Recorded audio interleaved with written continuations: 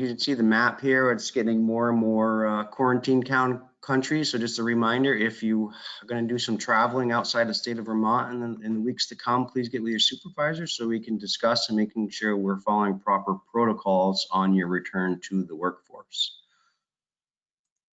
You can see here the updated kind of tracking of what's going on. As you can see, there's a really good size uptick in positive cases here in Vermont over the last really 10 days or so. Yesterday we had 35 new cases. So again, the spread is real. It is here. So we need to really up our game, roll up our sleeves, as Ken likes to say, and making sure that we're wearing those facial coverings, doing personal hygiene, and following good 6-foot social distancing as much as you can. And then if there's something abnormally, you're not feeling well, please report to health and safety so we can making sure that we're following proper protocols, such as staying home when you're not feeling well, and then trying to get a doctor's note, or if you need to go out for a COVID test. Again, health and safety is a resource.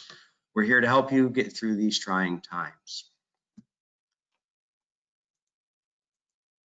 This week's code of conduct is to work to OSHA, FRA, and ECI safety standards. So it's very critical as we move on into the changing conditions out there with snow and ice and slip and trips. We also just making sure that we're also following all the best work practices that OSHA, FRA, and our ECI safety standards. Because what we want to do is we want to prevent any unsafe conditions, eliminating those unsafe conditions, and eliminating those unsafe acts. That's how we're going to work safe and sound each and every day. Today we have a guest speaker coming in, Susan Graham. Susan Graham is a senior professional in human resources for NFP. I'm going to pass it over to Ben Dow real quick so he can kind of finish the introduction with Susan before we kick it over to her. Okay, thanks, Matt. Yeah. So today we have Susan Graham, who is, Matt said, is going to give us some training relative to anti-harassment, and she'll explain more about that. I believe that we as a whole have a lot of integrity and pride in doing the right things. We plan our work to provide the best possible outcome for safety, quality, and efficiency, which we talk about on an everyday basis, and we plan ahead for that. And it's not by mistake that a lot of people, go by our jobs and say, wow, that was well done, well thought out, well executed. One of the things that I think a lot of us, including myself, struggles with is in our interaction with others, when a problem or something arises that's not going according to what our plan is to be, is we act and say things to each other before we think. How many times have any of you, and we've had many conversations about this, after something has been said, have said to yourself, boy, that wasn't the best thing to say. I could have done that better. And what I see is understanding the expectations, both legal and moral, in this respect is very important in order for us to be able to pre-plan our communications and think about executing our communication the same way we do in executing our daily jobs. And that requires a lot. It requires education, which we're going to get some right now, and understanding. I think we have all the right stuff inside, but I think in order for us to discipline ourselves, starting out with this training is important for us to be able to be successful in that. So with that, I hope I kept it under 30 seconds. I want to pass it over to Susan and allow her to get her show going. Thank you, Susan. All right, thank you, Ben. So did everything that Ben just said. Good morning, everybody. Glad to be here so early on a Friday. Looking forward to a really nice weekend this weekend.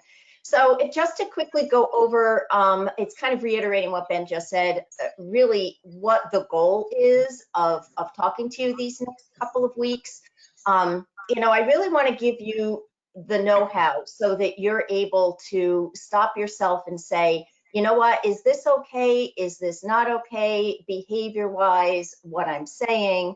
And then to take that knowledge and actually apply it to when some of these situations pop up. So, you know, the ultimate goal here is to have you working in a workplace that doesn't have harassing behavior going on.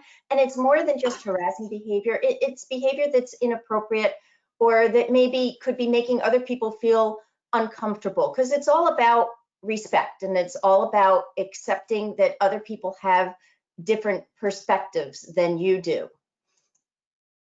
And I just want to, I always do this disclaimer because I'm not an employment attorney. I'm approaching this, of course, with some legal know-how, but I'm approaching it from a pure HR professional standpoint. So let's take a minute to go over what some of ECI's workplace policies are. There is a new handbook that's going to be coming out. I know that it's been being worked on these last couple of months. Most of it really isn't any different than what's in your current handbook, but I did look at the new handbook and I wanted to just take a minute and go over some of the policies there that actually touch on workplace behavior. There's a section in there that talks about ECI's philosophy. And in that one, it's stating that you as employees should be looking and behaving professionally in the workplace. And there's that word respect again. All workers should be treating each other and clients and the public with respect. It also touches on what's appropriate use of your computers and your company devices and your internet. And it very clearly states that any policies that we have in our handbook also apply not just to your face-to-face or your phone conversations with your coworkers, your clients. It also holds true when you're using all of our electronic equipment and when you're using our internet.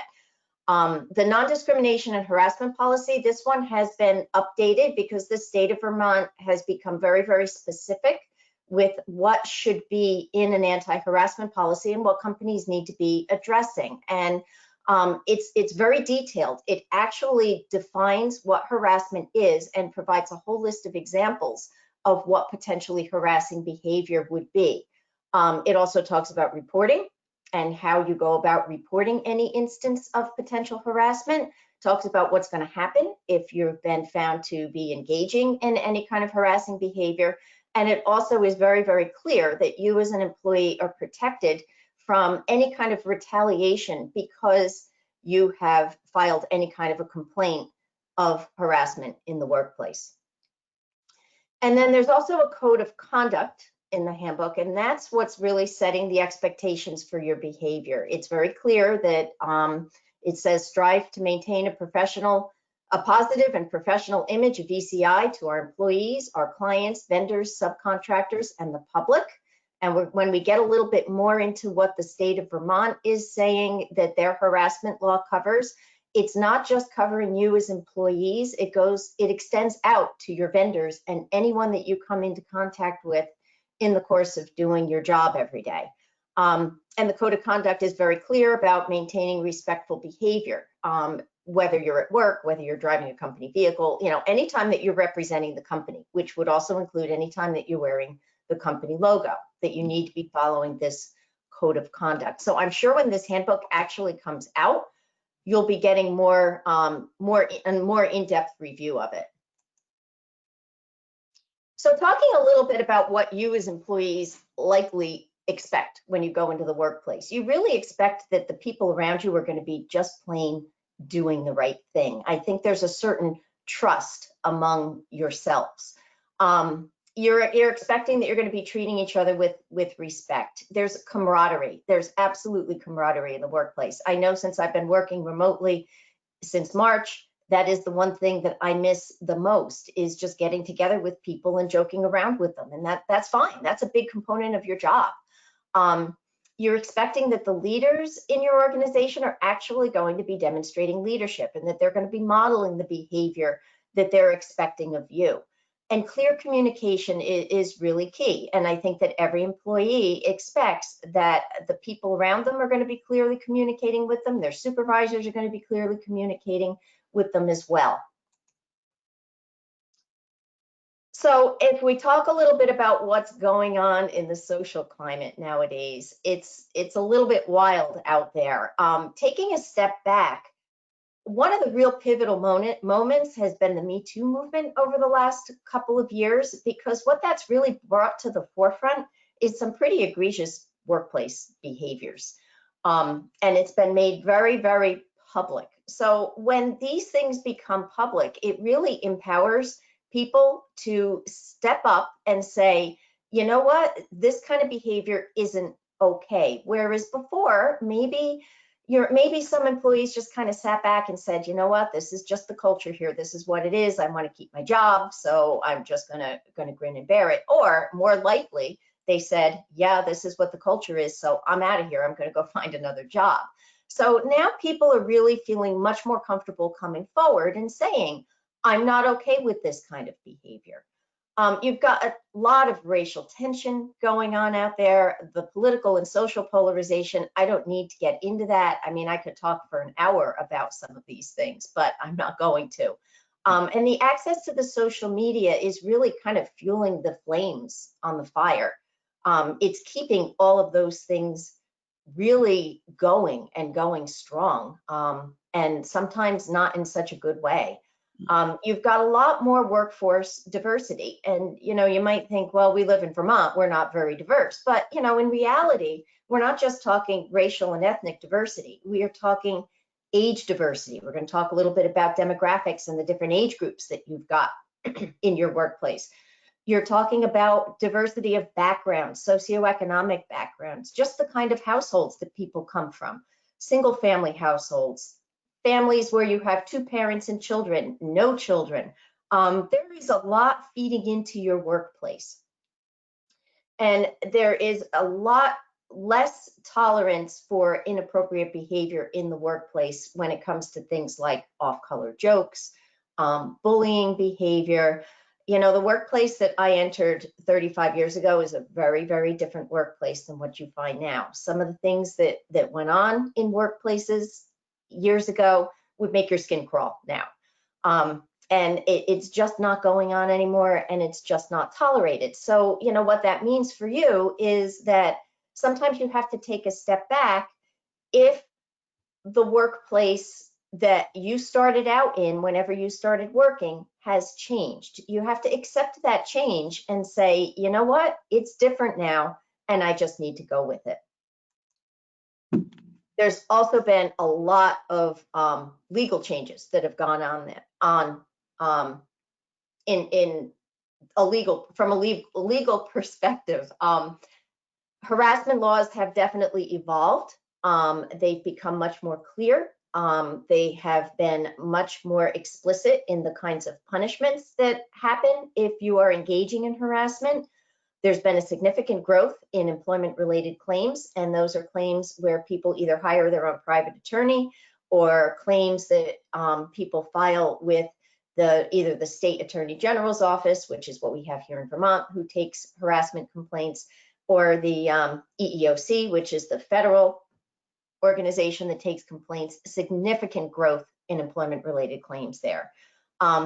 Again, here in Vermont and in a lot of other states, we've got the inclusion of vendors and interns and contractors into your anti-harassment laws. So basically anyone who you come in contact with in the workplace is now included in these anti-harassment laws. And there's been a lot of incorporation of employee education into harassment laws. Here in Vermont, employee education is not mandated, it's strongly recommended. ECI, therefore, is not doing this education component because it has to. It's doing it because it wants to. And it's very committed to just making sure that everybody remembers that, hey, this is a place, this is a workplace where everybody should be feeling safe and where everybody should be respecting everybody else. So I said we'd talk a little bit about diversity, and in your workplace, I'm seeing a big diversity in your demographics. So just going over in general these different categories, and again, I'm not looking to pigeonhole anybody into any one of these categories. We all know that it's just general terms that are out there. When I was growing up in the 60s and 70s, we called it the generation gap. Same idea, it's just been labeled differently. So if you take a look at the different age categories, baby boomers, everybody knows the baby boomers, they're your older workers, right? Everybody's heard that expression, okay, boomer. It's generally you're 55 and older. A lot of them are starting to approach retirement age. They might be thinking about leaving the workforce. I will mention that a lot of baby boomers are staying in the workforce way longer than they used to. It's not just assumed that people are going to retire when they're 65 anymore. A lot of them are staying in longer and longer. The baby boomers have a lot of work experience and a lot of work knowledge and a lot of workplace knowledge. As I mentioned before, very different workplaces when they entered. A lot of things that were going on there are just absolutely not acceptable now. So, you know, what we run across here is sometimes baby boomers are thinking, well, you know what's wrong with that kind of behavior? People have been behaving like this for years. Yeah, that's true. But when you look at the younger employees, you know, you get into your Gen Xers, which is generally the 39 to 54 category, you know, they bridge the gap between the baby boomers and the millennials. You know, the Gen Xers are very committed to their jobs. And again, they're starting to say, you know what, this behavior isn't the behavior that I've always seen in the workplace, and it's not okay. And then you get to your millennials.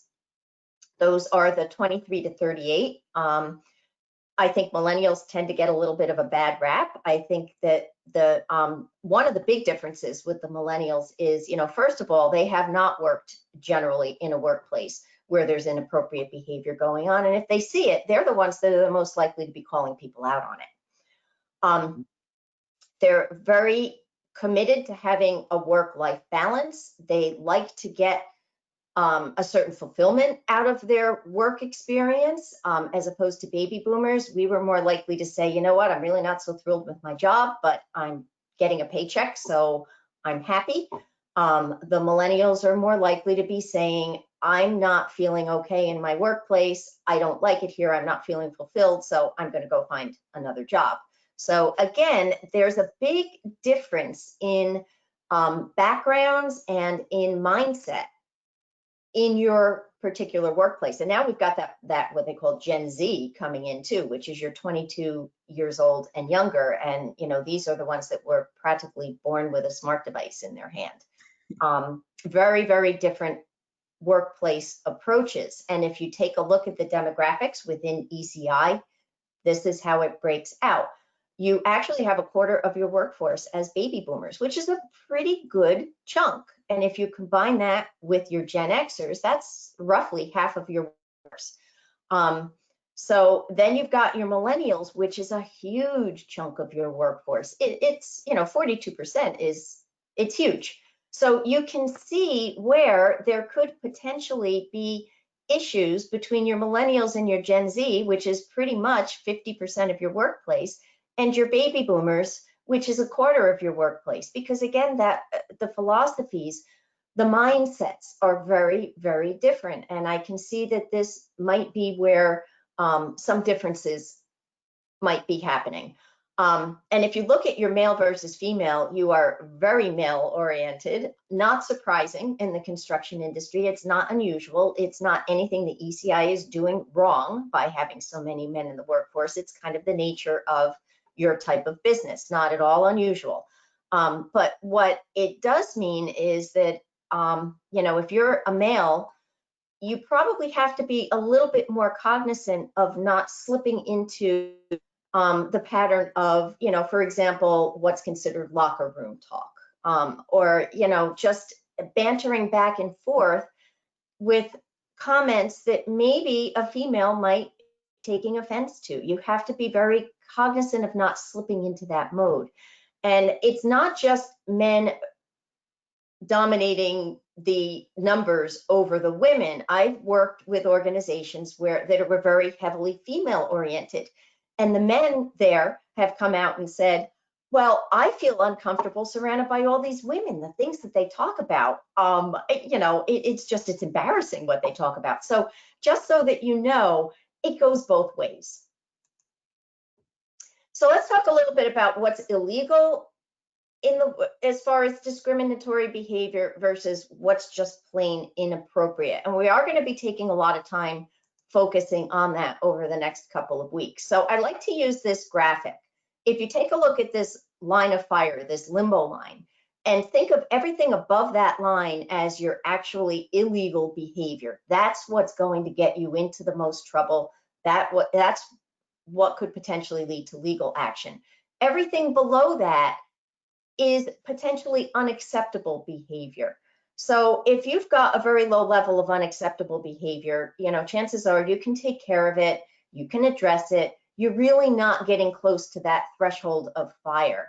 But the higher that you get underneath that threshold, so the more inappropriate behavior that you have going on in a workplace, the closer that nose comes to that line of fire, and the more risk that you're taking of, wow, this is really getting out of hand.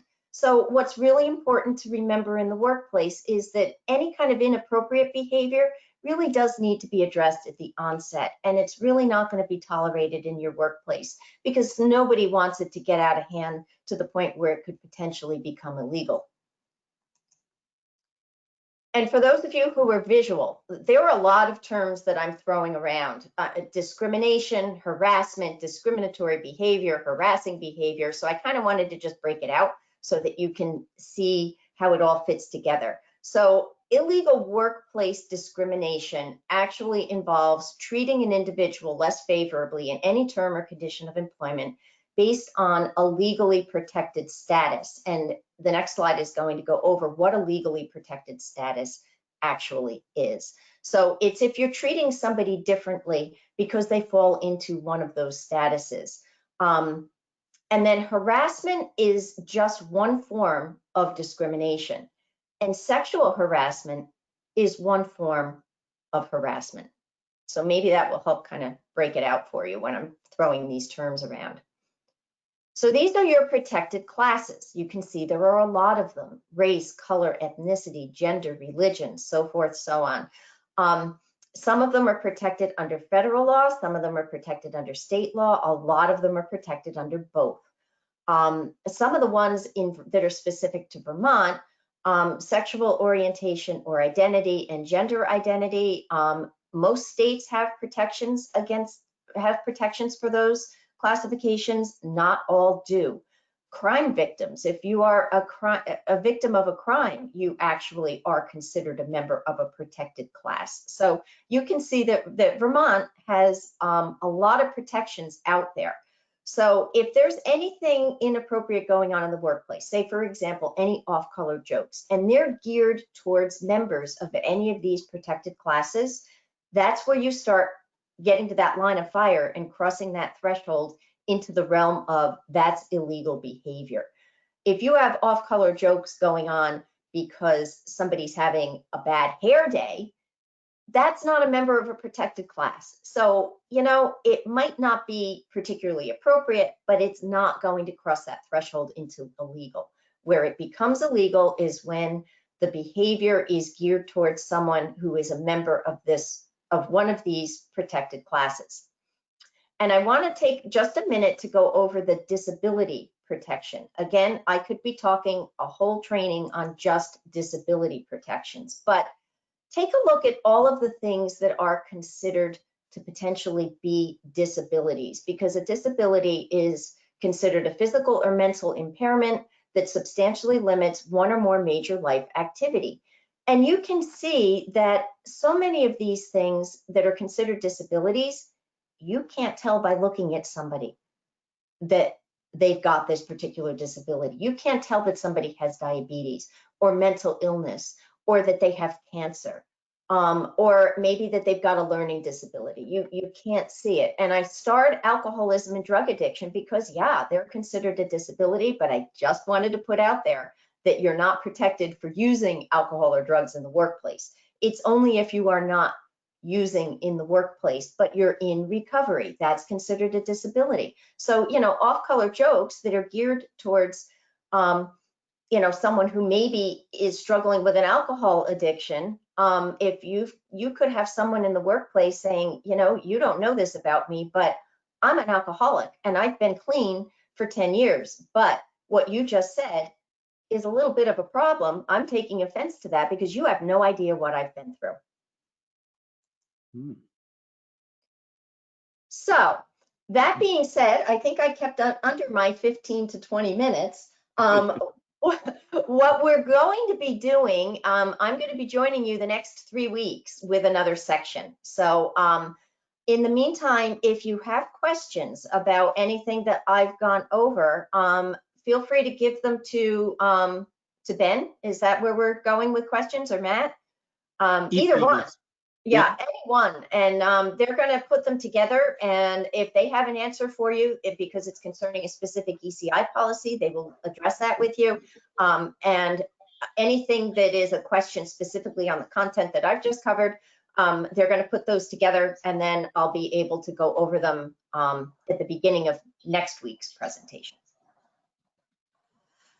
Okay. Thank you, Susan. Thank you for joining us this morning, getting up early with us. Okay, you're very welcome. That being said, I am signing off, and I will see everybody next week. All right. Bye. Good. Bye.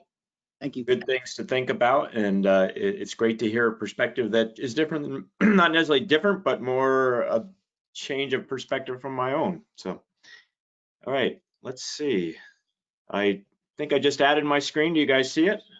We do, Ken. Thank you. So safety focus, like we said, this is part 1 of 4 that'll be happening over the next several weeks. And for announcements, we have colder weather is still maybe coming. I don't think this warm spell will last, so we need to keep on top of everything with treating fuel and winterizing pumps. And the COVID policies are here for if you need them. And for this week, we are highlighting the Blair Park pump station replacement. So ECI was contracted with the town of Williston to install and replace the Blair Park pump station. And the existing pump station was outdated and under capacity due to the significant growth in the area, including a new hotel that's under construction adjacent to our site. So our scope of work included excavation and dewatering for the 23-foot deep excavation, installation of a new doghouse style precast manhole on the gravity side, installation of a new precast pump station structure, and then new pump station components, of course, like the pumps that controls the valves and all that. A force main tie-in to the original force main system. Just beyond the pump station, a standby 40 kW generator, removal and decommissioning of the original pump station. So here's a plan that you can see the corner of Blair Park and Route 2. I'm pretty certain that everybody is familiar with this location and the project because we travel by it very frequently. Started back in the early COVID time, and you can see we're driving some sheets here because we're talking a very deep excavation.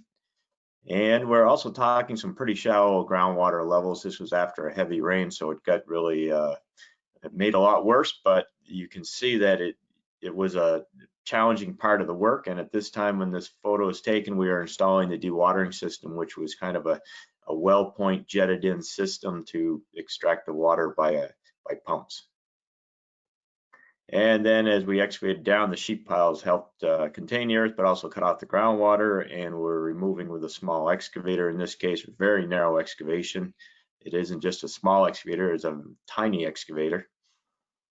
And let's see, we're pulling out some of the material here, or, well, it looks like we're dropping down probably the welder or something moving around there, because there was a lot of welding, of course, with all that bracing. And there we are with the first section of the pump station in the ground. That was the deepest part of the work, obviously.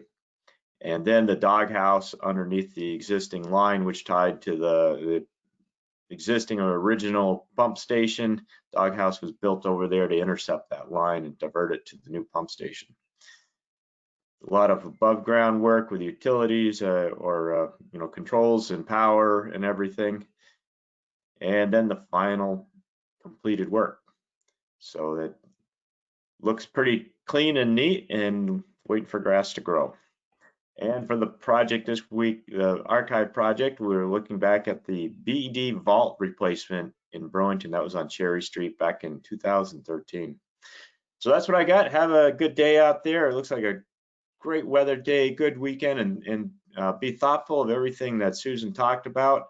It's all very important stuff, and it's kind of interesting to hear people actually, like Susan, actually give us a presentation and go through these things that are in our everyday life as far as our relationships with people. And I think I could probably maybe use some of that at home even. So I'm looking forward to the next sessions, and everybody be safe out there. Matt, I'll turn it over to you. Thank you, Ken. Have a safe day. Give a call if you need anything. Bye-bye now.